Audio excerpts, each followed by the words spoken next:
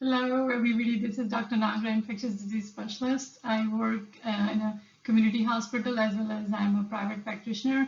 I work close to Dallas, Texas area. So today I'm going to discuss COVID-19 with you guys. There's a lot of information out there you are already aware of.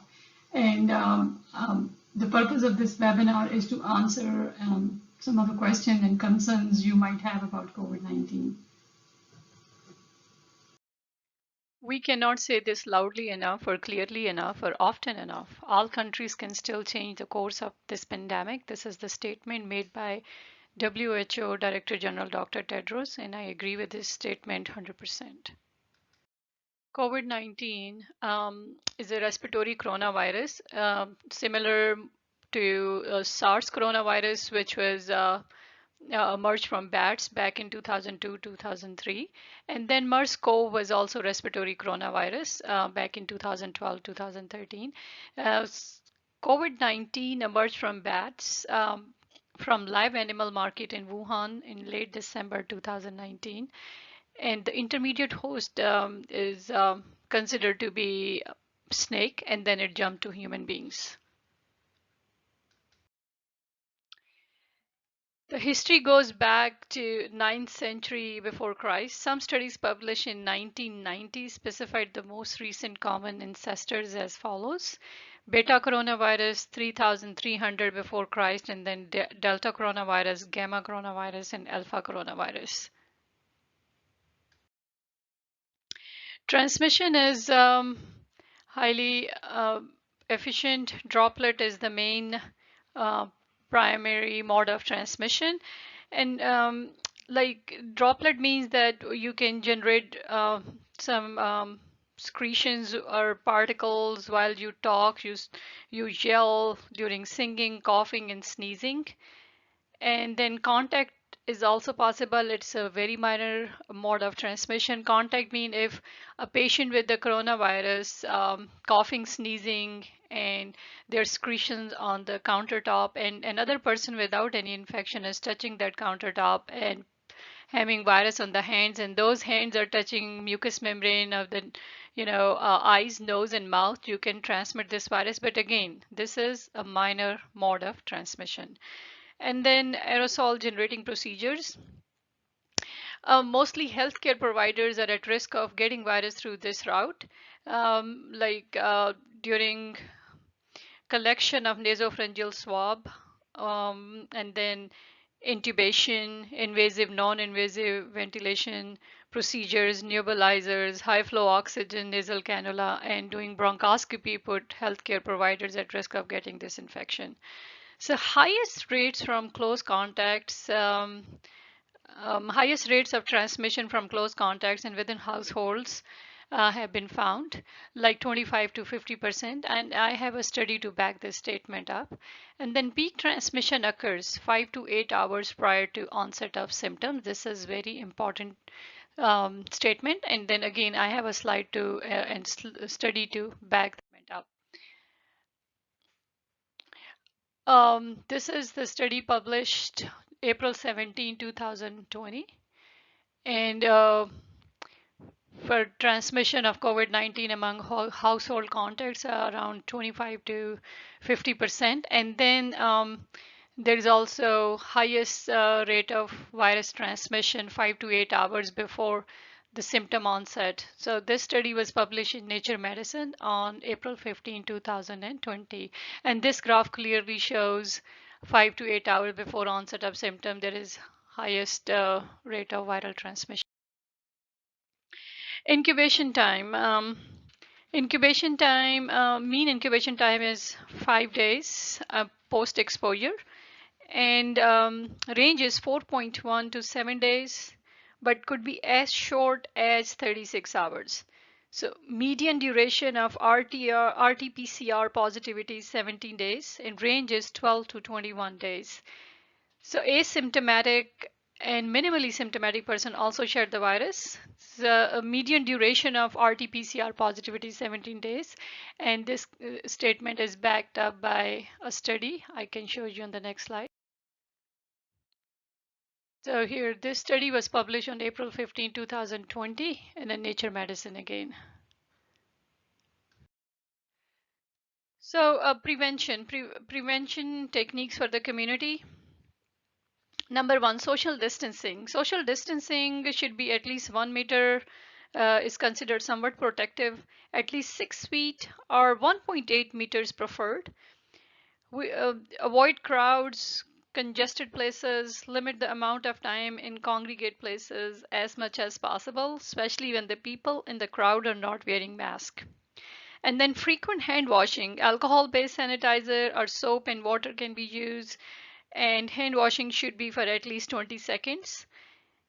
And sanitization of common surfaces, again, just make sure you're cleaning your kitchen countertop, bathroom countertop, and the high traffic areas in the kitchen, inside the house. Also, doorknobs and fridge handles need to be cleaned at least twice a day. Wearing a face mask when in the presence of others. Primarily, it protects others by preventing spread of nasal and respiratory droplets. So, but again, there's still debate going on whether the mask protect the person who is wearing it from getting infection. So there was a news on this in the social media in US. There was a lady working at a salon, and she was positive for COVID-19, and she was wearing mask, and all her clients who she attended were almost 100 plus in 48 hours. They were also wearing masks, and none of them got infected. So please wear your mask at least to prevent infection to be transmitted to others. Respiratory hygiene. Yeah, cover your nose and mouth when sneezing and coughing, and avoid touching your eyes, nose, and mouth.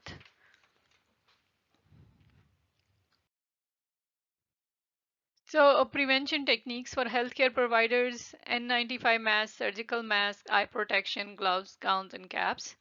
A few lines about N95 mask. N95 mask comes in different sizes: large, medium, and small.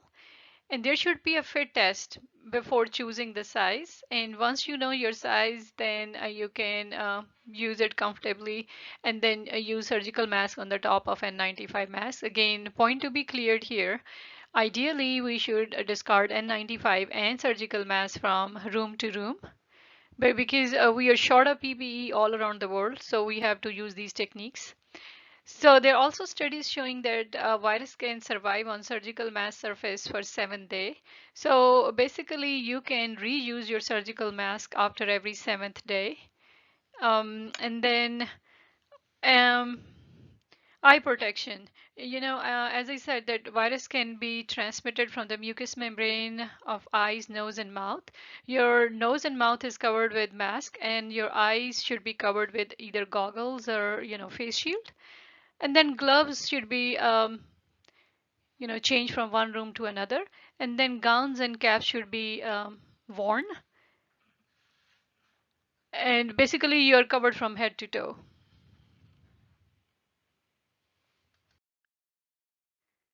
Clinical manifestation: common presenting signs and symptoms: headache, arthralgias, myalgias seen in 11 to 44% of cases, fatigue, and then fever. Fever is seen in 44 to 98% of cases. So this is the most common symptom. And then cough, seen in 46 to 82% of cases, and it's mostly dry cough. Shortness of breath, loss of taste and smell, which is a potential sign of early infection. But again, it's not unique to COVID-19. It can be seen with other viral infections as well as with seasonal allergies. Less common presenting symptoms are nausea, vomiting, diarrhea, sore throat, and I have also seen many cases of meningitis.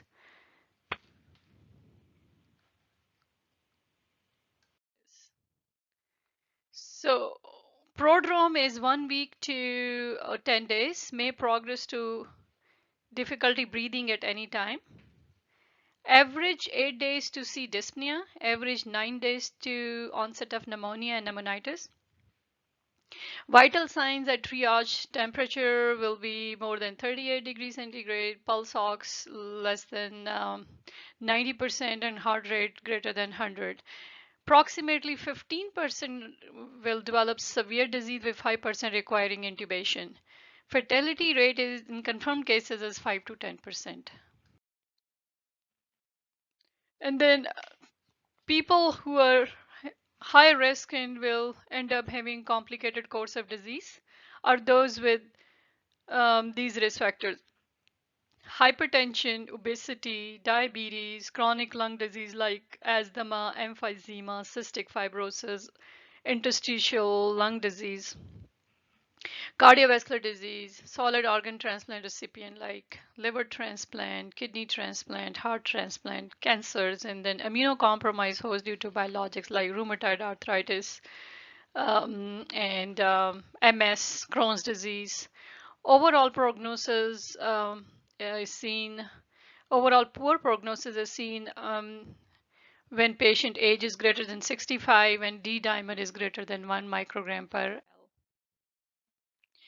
Other clinical manifestation associated with severe disease, we'll see, myocarditis, heart failure, myocardial infarction, stroke, thromboembolic events, acute kidney injury, ARDS, multi-organ failure, and then multisystemic inflammatory syndrome has been documented in kids. And they also have dermatological manifestation in the case reports. So lab abnormalities commonly seen: lymphopenia, leukopenia, and modest elevation of LDH and ferritin, transaminitis, and abnormal chest X-ray as well as CT chest, mostly in the form of ground glass opacifications and nodular opacities, interstitial pneumonitis. So there is a wide range of findings on chest X-ray and CT chest. So 1/3 of patients need to be in ICU intubated and will have ARDS kind of picture with elevation in IL-6, CRP, and ferritin. Again, I already discussed with you guys that multisystemic inflammatory syndrome seen in the children with dermatologic manifestations. Now it comes to testing and diagnosis. RT-PCR, reverse transcriptase PCR, is the #1 recommended test for diagnosis, and samples are usually taken from respiratory system. And turnaround time of this test could be as short as 15 minutes to as long as 3 to 5 days in United States. I'm not sure about how long it take in Pakistan to get RT-PCR back. So sensitivity is likely less than 90% depending on multiple factors, like you know what kind of assay has been used, sample collection methods, and stage of illness. Because we have seen that once patient will develop ARDS, majority of cases, nasopharyngeal swab will come back negative. So there will be a high viral load in the lungs as compared to in the nasopharyngeal area. And PCR will come back negative does not mean patient cannot have COVID-19. If your clinical suspicion is high, still follow all the protection protocol. And the case report shows that false negativity is 30% in RT-PCR. Low respiratory specimen obviously may offer superior yield, like bronchoalveolar lavage.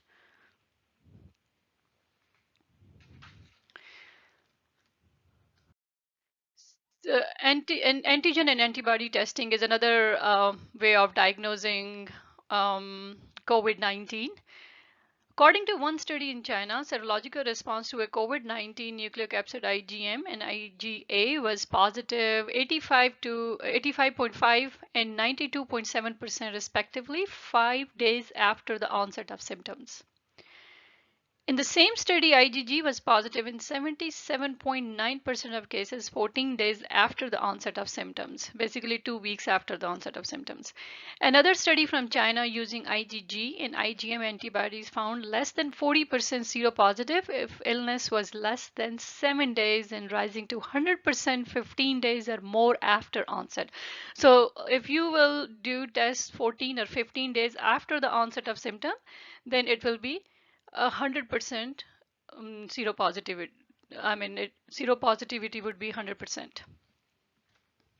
So this test cannot be used to diagnose reliably when in the early stage of the disease. So I would recommend RT-PCR to diagnose the acute disease. Antigen antibody testing, according to the study done in Mount Sinai Hospital in New York City on 624 patients with mild disease, found IgG antibodies develop over a period of 7 to 50 days from symptom onset and 5 to 49 days from symptom resolution, with median of 24 days from symptom onset to higher antibody titers, and median of 15 days from symptom resolution to high antibody titers. All but 3 subjects with PCR confirmed infections seroconverted. So conclusion is that optimal time frame for widespread antibody testing is at least 3 to 4 weeks after symptom onset and 2 weeks after symptom resolution.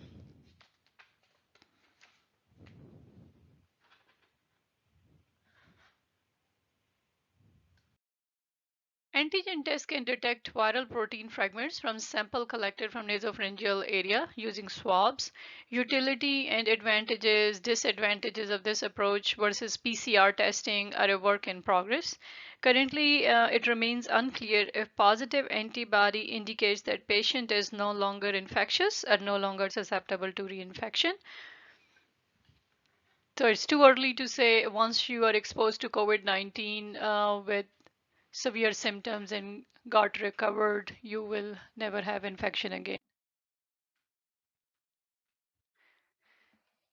Viral dynamics, according to a study, I'll share a slide with you.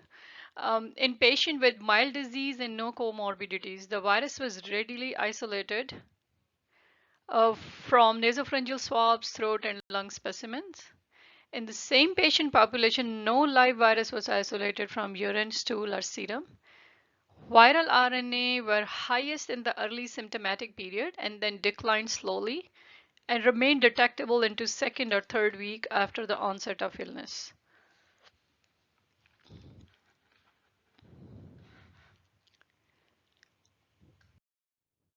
This is the study to back this up, published in Nature on April 1st, 2020.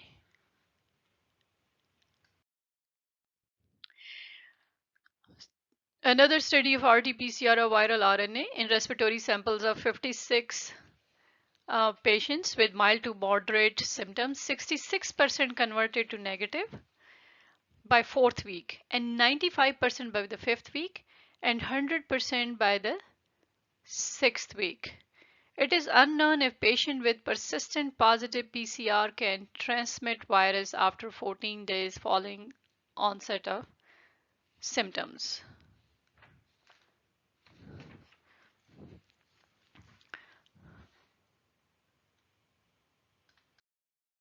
So this is the study to back this up. It was published on April 19, 2020 in Clinical Infectious Disease.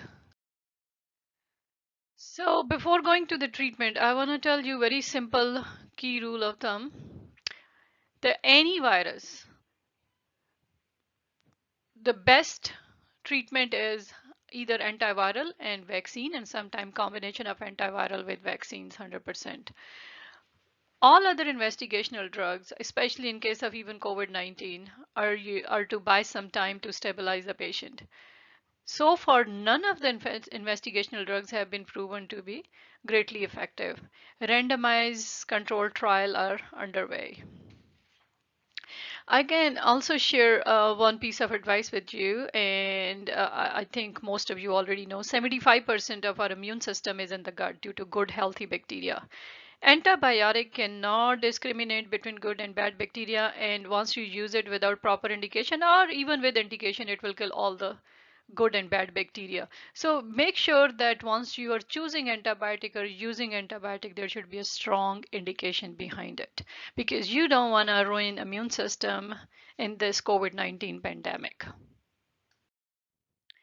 In case of mild symptoms, I just want to break up into mild and then moderate to severe symptom. I will not go into the detail because Dr. Asfar already presented webinar with Dr. Shah, and they beautifully broke up mild to moderate and moderate to severe symptoms in detail. So I'm gonna just give you the basic idea.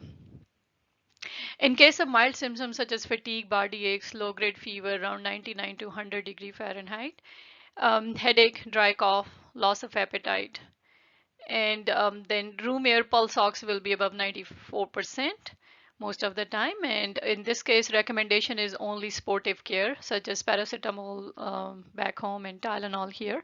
For headache, fever, body aches, cough suppressants can be used, and patient should have plenty of hydration and plenty of rest. And prone positioning does help if there is any shortness of breath or cough.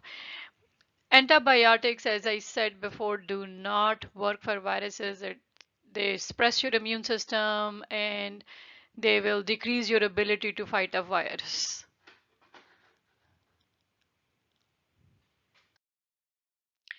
In case of moderate to severe symptoms, such as worsening shortness of breath, fever above 100.4, chest discomfort, diarrhea, vomiting, pulse ox less than 90% on room air, patient should be referred to the hospital for further evaluation.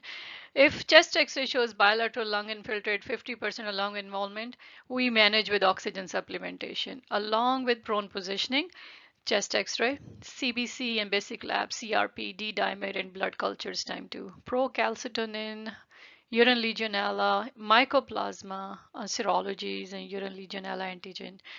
Urine strep pneumococcal antigen was also obtained, LDH with ferritin.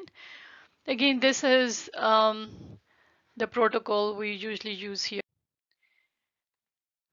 And then oxygen supplementation. Start with low flow nasal cannula, 1 to 6 liter per minute.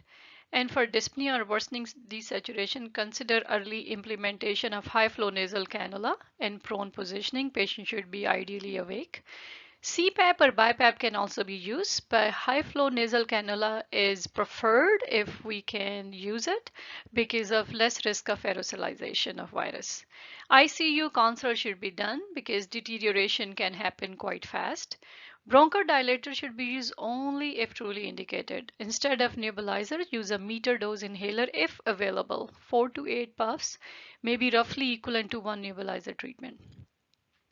Efforts should be made to avoid intubation as much as possible, but sometimes we cannot avoid intubation. So just use your best clinical judgment with the help of multidisciplinary team action, which should include pulmonary critical care specialist, infectious disease specialist, and internist.